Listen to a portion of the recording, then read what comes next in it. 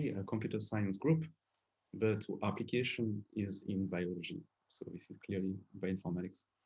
And more personally, my experience has been to developing bioinformatic tools using for application in genome assembly and also Genomes. And below on this slide, you can see some examples of assembly projects I've been collaborating with: giraffe, gorilla, goat, and some other species where we contributed to reconstructing the genome for the first time.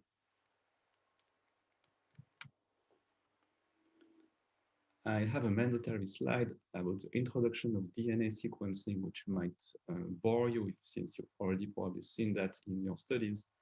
But very briefly, so DNA is sequenced using machine. And what we are interested in this talk is the reconstruction that is the very last part of this diagram, where you start from reads and you want to reconstruct a genome. But just to be aware that there is a long process of many steps, which include preparation of samples and extraction of DNA and so on. Nowadays, portable DNA sequencing is almost at our door, so which means that you could already today plug a USB drive, a special type of USB drive, and perform sequencing on your own personal computer. It is not as simple as this image shows, but it is becoming the standard for portable sequencing. And nowadays, you need actually more equipment than just this USB drive, but there are plans for doing it more portably. And the principle is that DNA is being fed through a pore and read in real time, and the electrical signal changes, meaning that you can actually read bases one by one at a very high speed. This has a particular advantage of being able to also read a long stretch of DNA more than before. And that's why long read sequencing is now becoming a thing with this technology and also other technologies I will talk about. At a very high level, my talk is about genome assembly. So let's define a little bit what genome assembly is. So you start from genome sequence, here symbolized by a single line for a single chromosome that is unknown. And after sequencing, you can get reads, which are overlapping subsequences, substrings that covers the genome redundantly. They are symbolized here by shorter lines. The process of assembly consists in going from those reads and obtaining what we call a set of contigs, which are longer genomic segments which approximate what is unknown genome. So an assembly is an hypothesis of what genome is.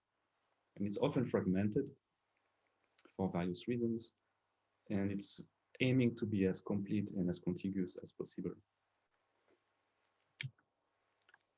I wanted to run a brief test on Zoom, asking if anyone here has already performed assembly as part of work or studies. I actually don't know if you are able to raise your hand during the talk on Zoom. Since I am seeing a few hands raised, actually more than a few.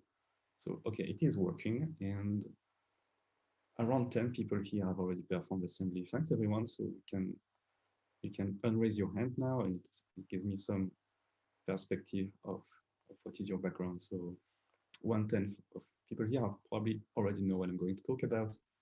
Others going to be probably a bit more new. There are many applications for doing assembly. The most obvious one is to reconstruct genome, but in fact, the same techniques also apply for RNA, metagenomes, and genes. A particular case about transcriptome is that you can also consider that assembly is being performed for reconstructing viruses, RNA viruses. For instance, those techniques have been applied for construction of coronavirus strands. It's pretty much the same computationally as a normal genome, except that for virus, it's much shorter genome. Then, after you've reconstructed what is the material that is being sequenced, there is secondary biological analysis being performed. Most obvious of them is phylogeny, which is kind of a big team in Montpellier, studying the evolution of genes, finding novel insertions in your genome, finding SNPs. Also, there's cancer specific applications, and the study of pangenomics, where you study all the species, all the individuals of the same species at the same time. So there are in fact many applications. This was one of the most old problems in bioinformatics. Oh yeah, and in fact, it's a very old problem. So genome assembly is now 40 years old, which by bioinformatics standards is quite old. So in 1979, there was already a quote, which I'm not going to read, but which basically says it's not possible to do assembly and we should study it. I think with genome alignment, it's one of the two oldest problems in bioinformatics. I will give a short algorithmic introduction to genome assembly from a computer science perspective, which assumes no background in computer science if it's not your background. Initially, at the beginning, it would be tempting to formulate the genome assembly as a problem known as shortest common superstring, which is a famous problem in computer science, which says if you have input strings, you would like to find a minimum length string containing all of them. So you should think of your input as the red strings that you see in the picture and solution as a black string in the picture. And it is a very natural way to actually formulate assembly, as I showed before in the sequencing diagram. One problem, though, is that it is an NP-hard formulation, meaning that in the general case, you probably do not have an efficient algorithm for performing it.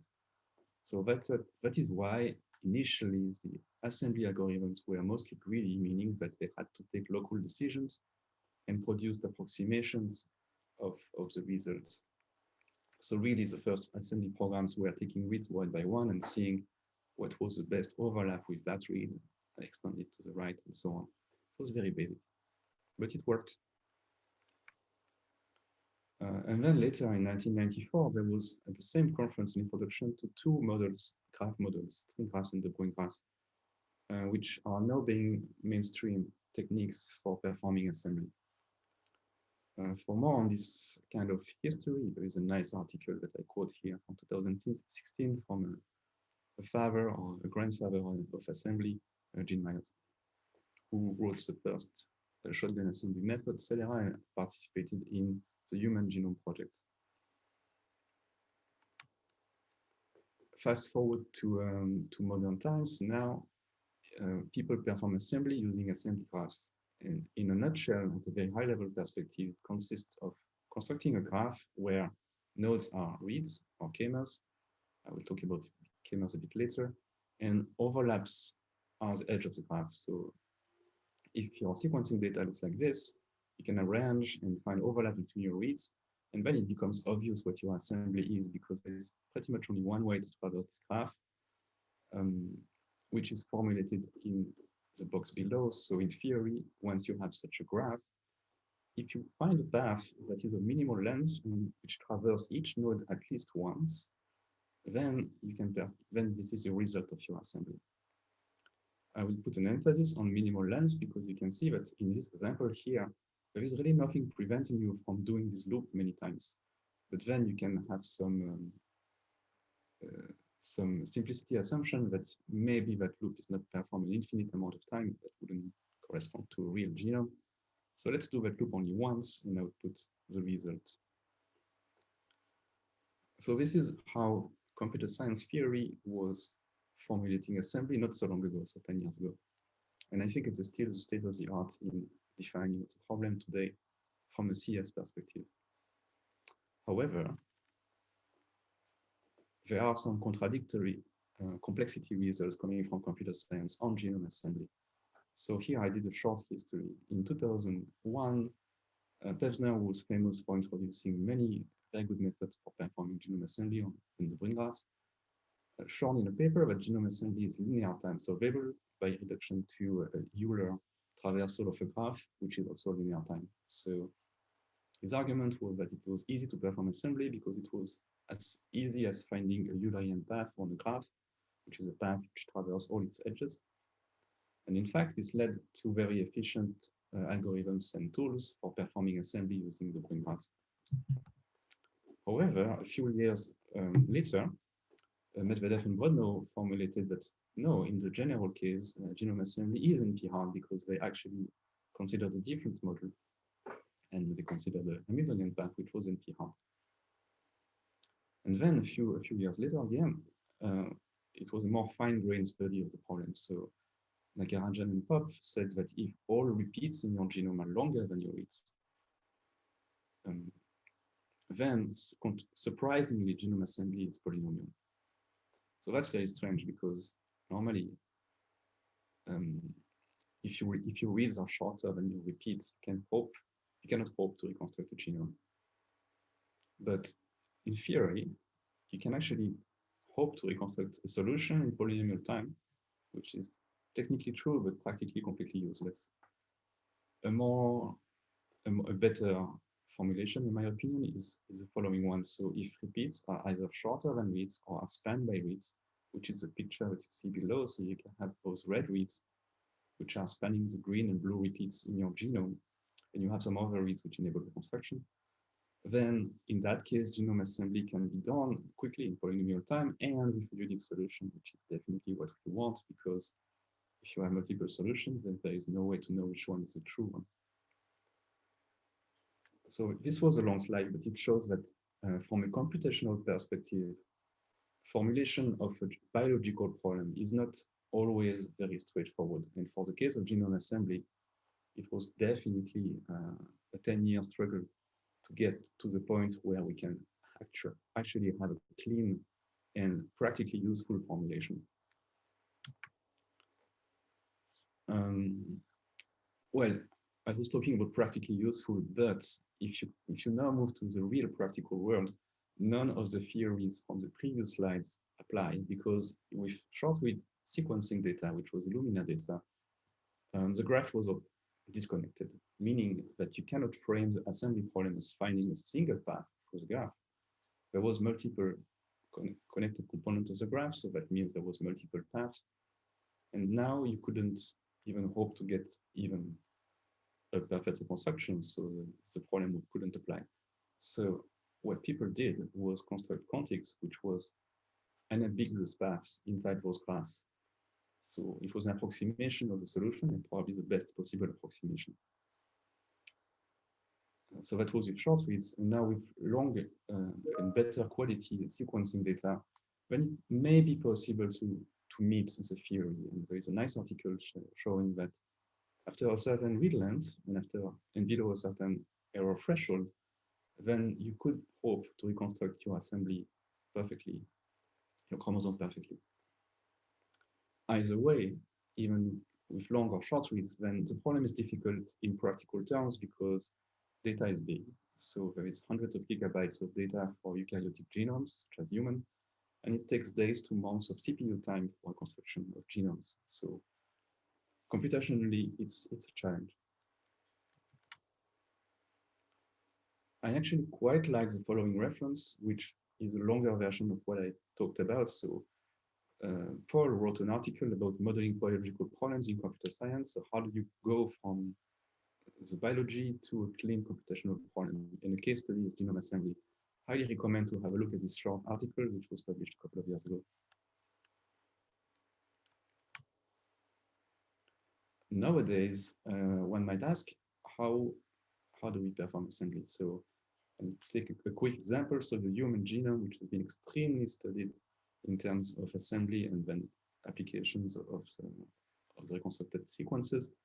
If you look at the picture in 2001, the human genome was very fragmented as a result of its initial assembly. So here you can see the chromosomes, and each time you see a bar of a different color, a different shade, it means that it was in a different contig, and there was some gap in between those two contigs. So for sure, they were able to reconstruct all the chromosomes and were able to get a map and order the contigs according to their positions in the chromosome, but there were still some regions which were not well assembled, for instance, centromeres. But in general, the reads were too short to be able to resolve some of the longer repetitions in the genomes, and as a consequence, assembly had a lot of gaps. Nowadays, and in fact 2 years ago, there was a big improvement both in the sequencing aspects of longer reads, better quality, and also the bioinformatics aspects of better tools, which were able to resolve nearly all of the human genome gaps. And in fact, it's not shown in this picture, but some chromosomes are now reconstructed as a single sequence, which was a major achievement. So here you can see the result of a modern assembler canoe on modern data. Actually quite expensive, 70x PacBio, 35x ultra-long nanopore. Quite expensive data sets, but pretty high quality of a human genome. One takeaway is that we have still not been able to resolve all the gaps in the human genome, but now it's only around, I think, 30 to 50 gaps that are left. And those gaps are mainly in the very difficult regions, which are center of the chromosomes and some other anomalies. So I've been talking about centromeres. So what do they look like? We knew there were low complexity sequences, but now with long reads, you can actually see them. In this picture, each color corresponds to a ACTG base, and that's at the middle of a centromere, and you can see that there is clearly a pattern of repetitions which are nearly exact, and which would be very difficult to elucidate with reads shorter than with short reads, which were typically shorter than 200 base pairs. Here with an ultra long read, which was 400,000 base pairs, you can see the whole centromere.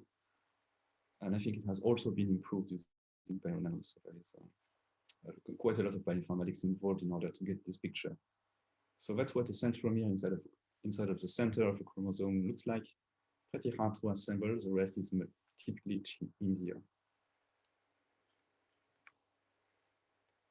In terms of vertebrates in human genome assembly, there is a nice talk from Adam Philippi, and the slides are actually available on SlideShare. I will just give some highlights in terms of vertebrates. So for animals, some have higher repeat content than others, which make them easier or harder to assemble. There is in fact an initiative called Vertebrate Genome Project, which aims to reconstruct many of the vertebrate genomes, and it's still ongoing, so it's exciting to see it develop. There's a big problem with assembling those vertebrates is diploidicity, I will talk about later. And for humans, there's a plan to actually do telomere to telomere assembly within the next 2 years, which means that they aim to resolve the remaining gaps of the human genome, finally. Right, so diploid organisms pose some issues with assembling. So imagine you have an organism with 2 haplotypes, and some sample of the 2 haplotypes are those 2 strings here. There are 2 SNPs, CA and GT alleles. What you typically get with a genome assembly is a single consensus sequence, so that sequence. And you can see that this consensus is structurally accurate, but in terms of SNPs, it doesn't have phasing. So here the first haplotype is represented, and for the other SNP, it's the second haplotype. And in fact, the problem of separating haplotypes inside assemblies at a chromosome scale is extremely recent. So a couple of months ago only, there has been some high-profile publications in Nature Biotech showing for the first time human genomes being resolved at the 2 haplotypes. Before that, it was only a structurally correct genome, but a consensus of the 2 haplotypes, of the 2 maternal and paternal chromosomes. I still mentioned from a computational perspective that performing assembly is extremely difficult. So writing a software that performs assembly typically requires 1 PhD for a person or a team of engineers and several years. The reason why is that it consists of several not so independent components. In this picture, I'm showing the source code of one of the assemblers. Each node corresponds to a source file, and each edge corresponds to an include between 2 source files. So you can see it's a real mess to actually read that code. And to make it worse, there are heuristics everywhere in the code. So it's not always clean computer science, but sometimes they have to take shortcuts because the data is not clean. And there's a quote that I like. So in order to make good genome assembly, it's like a good sausage. Don't want to know how it was made. That was said by one of the developers of the most famous assembler from 10 years ago. Actually, this is true for assembly, but I suspect this is also true for many other bioinformatics software. To give a short picture of genome assembly nowadays, there are usually some questions about people wanting to sequence using Illumina short reads or long reads, which are Oxford Nanopore or Bio. So for genome assembly in 2021, it makes absolutely no sense to sequence short reads anymore because long reads are long and becoming extremely accurate. So there is HiFi, which is a highly accurate long reads from PacBio, more expensive, which is really stealing the show for starting from this year and also the previous year. In terms of computational methods, it's interesting to notice that short-read methods are making a comeback with long reads, and there have been software using the brain graphs for assembly, and such as Fly, WTDBG2, an upcoming assembler, and also for doing assembly validation. And I will briefly talk about it because I think from a computational perspective, it's quite interesting. So very briefly, the brain graph is a graph with a fixed integer k, and nodes of the graph are all the k-mers, so all the strings of length k that you can see in the reads, and the edges are all the exact overlaps of length exactly k-1 between two nodes. So if your set of k-mers looks like this, your the brain graph looks like this. And you can see that AGC and CGG shares a GC substring, so they are linked together, and so on for all the other nodes. So that's one way to perform assembly, by just extracting all the k-mers from your reads and then constructing a graph and extracting all the paths which are unambiguous. In practice, a graph is not that simple to look at. So for here, you can see the brain graph for a portion of the human genome, chromosome 14, only 500 kilobases. This was constructed using short reads and using a state-of-the-art assembler, and also pre-simplified. So already you can see some long stretches and also some very messy regions corresponding to short repetitions inside your genome. And here k is equal to 31, and there's around 1,000 nodes in this picture. So the study of the brain graph has been extremely fruitful for genome assemblies. So because such graphs are an elegant way to represent them, they are computationally efficient, and unfortunately, out of the box, they are not adapted to assembling long reads because long reads have higher error rates.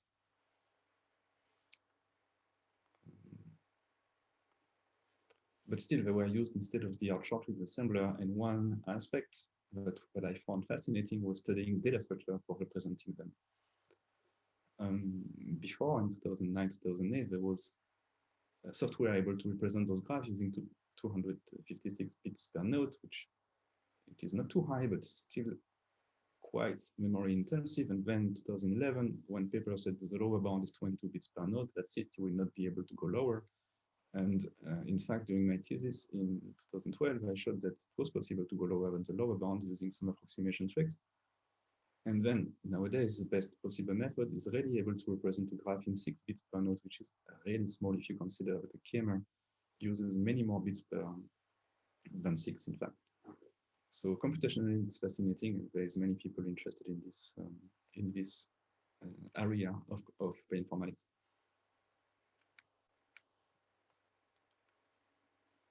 There is, however, a way, not just one, but many ways to use the brain graph with long reads. And one I like is the one in the WTDBG2 assembler.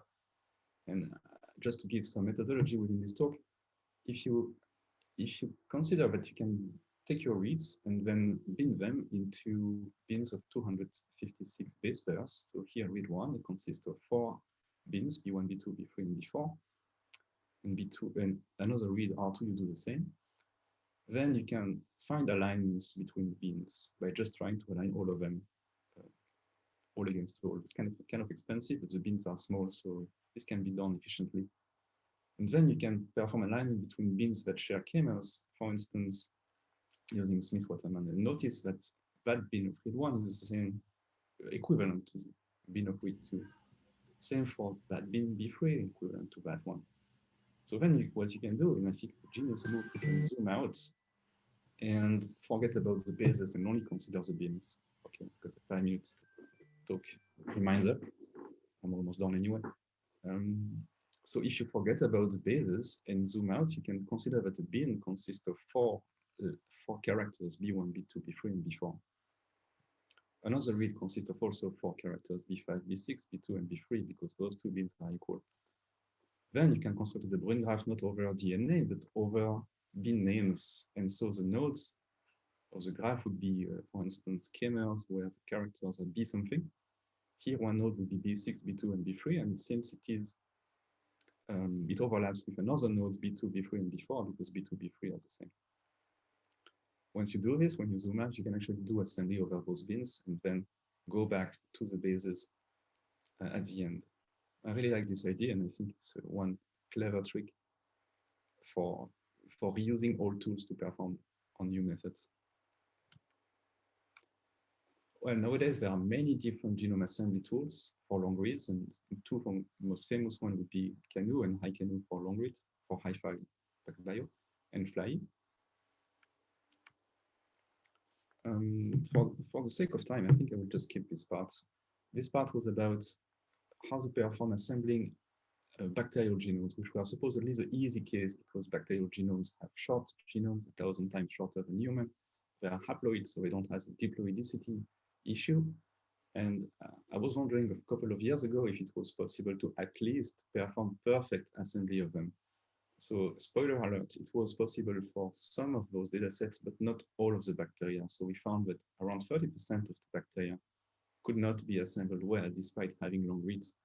And we studied that, and I'll just keep quickly. And with my PhD student, Pierre-Marie Jean, we actually released a tool for studying very finely where the problems were in genome assemblies by going back to the raw data. So if you go back to the raw data, you can actually see that some repetitions are left unresolved by the assembler, some are actually resolved, and sometimes you have coverage gaps. So we actually published an article in Bioinformatics about this and released the tool. Well, in order to stay on time, I would just conclude now and take some questions about any part later. The main takeaway of my talk was to give you an introduction of what genome assembly was and how it was done nowadays with long reads. So as a reminder, this is one of the two fundamental sequence bioinformatics problems along with genome alignment. Of course, there are other bioinformatics problems which are outside of sequence, but this is not really my world. You can already guess that in this problem of assembling, there are huge role being played by data structures and algorithms. So computer science background really helps. I didn't talk about it, but there is also large amounts of programming language of programming being involved, and typically the programming languages involved in genome assembly are Python, C++, and Rust. There are some open problems in 2021 in assembly, and it's not really about assembling small genomes, but it's more about metagenomics when, for instance, you want to reconstruct the genomes of all the bacteria present in a sample. It's becoming difficult, not just because there are a lot of bacteria, but also because some are very close to each other. So you have the same type of issues as a diploid slide I showed earlier. Well, another problem would be to get high quality human assemblies using long reads only.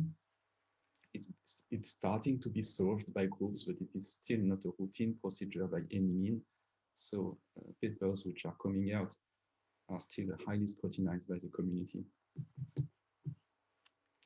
All right, to wrap up, I would like to acknowledge some funding and also people at my group at Institut Pasteur. If you are interested in working with us, just shoot me an email and we can maybe consider internships or PhDs. And I will finish by giving this quote from Twitter: finding your way in life is like finding a genome. In the green graph, it's very easy to find the path and very hard to find the path. Thank you for your attention, and I take some questions. That's a great quote to finish off with. Thank you, Ryan. So we had a question from Benoit. He asked, transposable elements are a major component of genomes in plants and animals, and he would like to know if there was a way to detect multiple of those transposable elements inside a single long read. Oh, that's a very specific question. So, well, let's say that it depends on your length of your transposable elements. So if it's in the short read world, it was nearly impossible to actually reconstruct them well. In the long read world, it really depends also on what is your coverage of your sequencing. So if you have high coverage of sequencing and decent enough error rate, you could just assemble the whole data set and then perform transposable element annotation of your genome. Then you probably don't even need to go and detect them in your reads. I'm assuming if you ask the question is that you cannot assemble for a reason or another reason, then I'm not very much aware of the literature that would perform this. I'm assuming that it's probably possible in theory. I don't know if there are tools that can do it.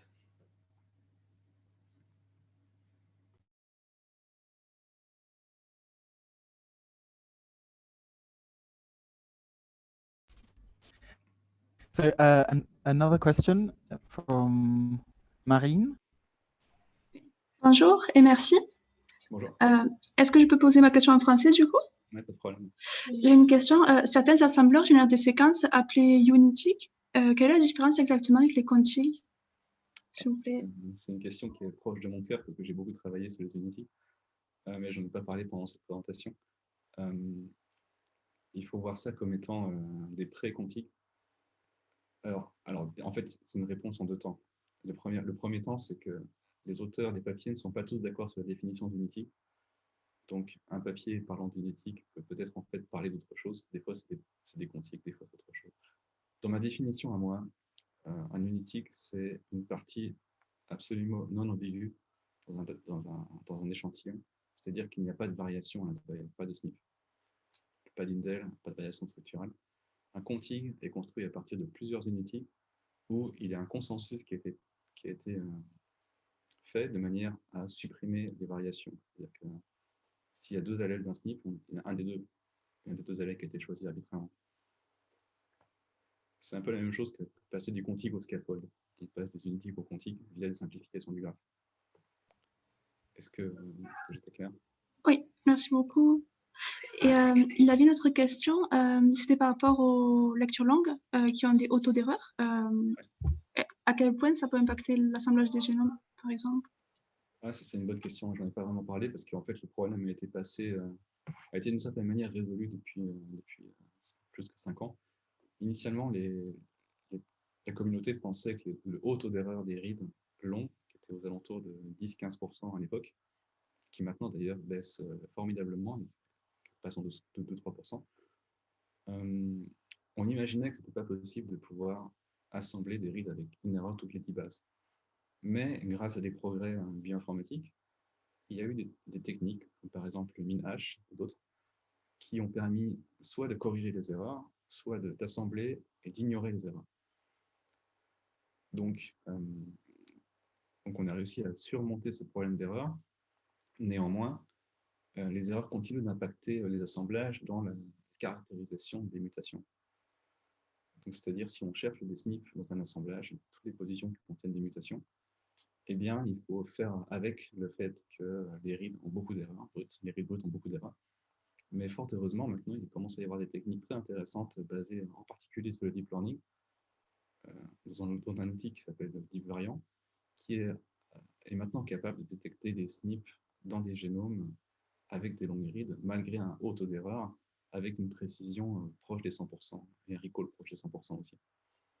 Donc la réponse courte à cette question, c'est ça.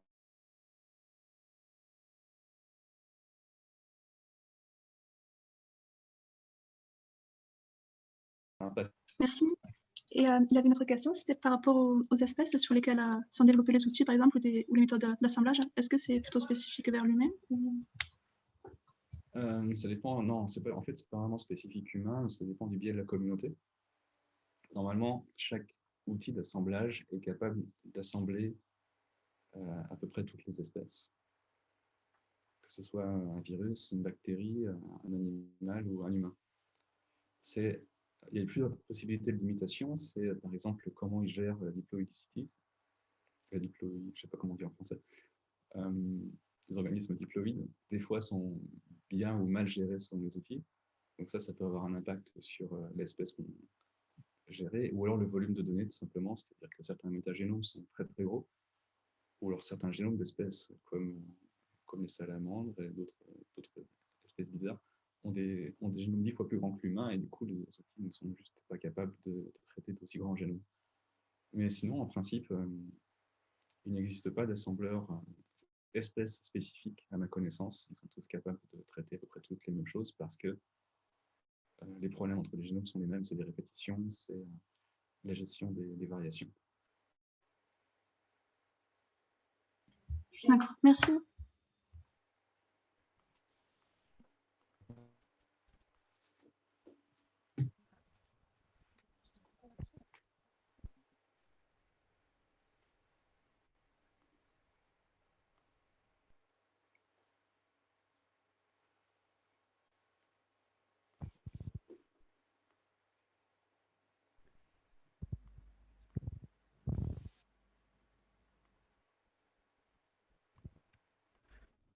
So I had a question actually.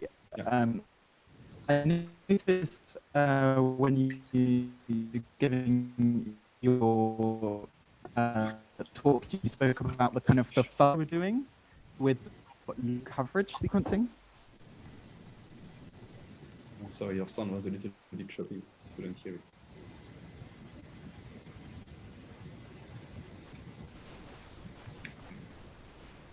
But I think now it's better. So.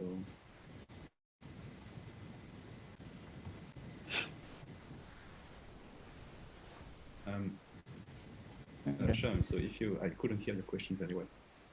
Yes, sorry, the university Wi-Fi. So my question was about the fuzzy finding algorithm you used for aligning the two sequences that have lots of errors. Right. I was wondering how that would work with low coverage genomes, where we see quite a high disparity between our reads and the reference. Because this fuzzy finding algorithm would get around that, presumably. Okay, so a couple of precisions here. So this is not my algorithm. This is from a different group. But in fact, I have done some follow-up works on that, which will appear soon. And also the framework in which this is applied is without any reference genome. So for instance, you want to reconstruct the genome. So it really doesn't matter if you have an existing genome which is distant from your reads, because all this does is finding similarities between your reads without using any genome. And in fact, transformation of read sequences into another mathematical object, which is also useful on its own. So I think this is more abstract, a little bit less close to biological applications and more of interest to computational people. But thanks for the question.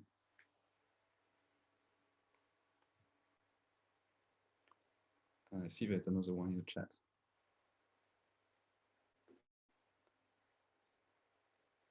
I'll just go ahead and read it. Are you trying to use pangenomics graph constructed within a species to assist genome assemblies? And I don't have a microphone. Okay.